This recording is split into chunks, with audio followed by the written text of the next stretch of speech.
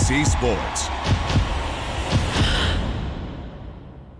It's another big football weekend in Canada, and I know as a football fan, I am not complaining about it whatsoever. The 59th edition, of course, of the Vanier Cup will be taking place this Saturday. We are going to see the Laval Rouge, or the dynasty that is, take on the undefeated Laurier Golden Hawks this year. And we have the pleasure of being joined right now by Signa Butler, who is in Richardson Stadium, Kingston, Ontario. Signa, to start it off, how's the energy over there? It's going to pick up pretty soon because Wilfrid Laurier Golden Hawks just took the pitch. So you're going to see, a lot of purple, a lot of yellow. And it's really, I'm pretty happy, Britt, because it's not snowing. It's not minus 30. It's not pouring rain yet, although rain is in the forecast for the weekend. And just the energy is really high because we had media day earlier this morning. Laval and Laurier sitting there together, friendly, lots of respect between the two teams, but certainly a lot of energy building towards Saturday's game. And let's start right there. Can you tell us a bit more about what makes this event so special? I think for me, it's the fact that for these student athletes, this is the top level of football that they can play outside of the CFL in this country. So for many of these athletes on Saturday, it could be their very last football game, for those fifth-year players that are playing out their eligibility. I just think there's something about fall football in this country that really is special.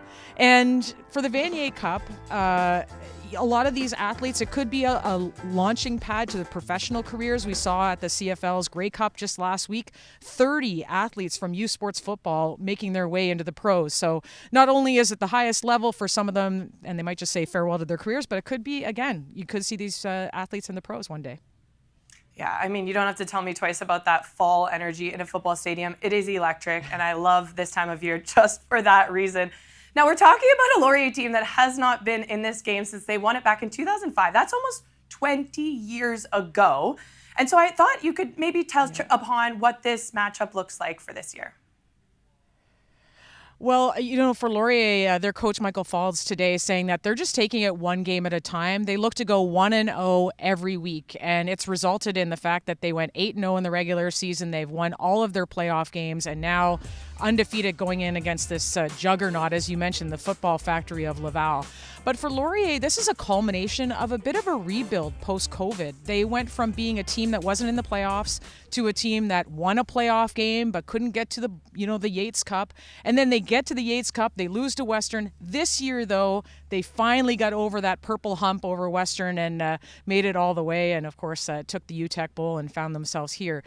Laval Rouge, on the other hand, they had to get through Montreal Carabin, the defending champions. They had to beat them in the Dunsmore Cup in the RSAQ where they play. A really talented team. Glenn Constantine, veteran coach for that team, telling me today that, they're taking nothing for granted. Yes, they do have 11 football championships in their history, but every team is different. They have to put the work in every single year, day to day, in order to get to this championship game, and they don't take any of it for granted. Yeah, and that's why we watch sports, right? You never know what's going to happen until that game, and it's going to be an exciting one. I'm looking forward to it for sure. Now, we talk a lot about offensive games, but this one's definitely aiming to be a bit of a QB matchup. Can you tell us a bit more about some of the players to watch? Totally. That's what a lot of people are dubbing this as a quarterback matchup. And you got two of the best. They actually played in the East-West Bowl together, which is the showcase for U Sports Championships. But I'll start with the Laurier side of things. Two-time OUA MVP Taylor Elgersma, who's really come on in the last 2 years of his collegiate career. He has the top passing offense in the country. He's got targets such as Ethan Jordan, a fourth-year guy. And he's really grown in this program. This is a team that practiced November football, even when their season was done over the course of the last 3 seasons, in order to prepare themselves for meaningful football in November, right now at the Vanier Cup. He's excited. Arnaud Desjardins, he's been here before. He was a second-year quarterback when they won in 2022.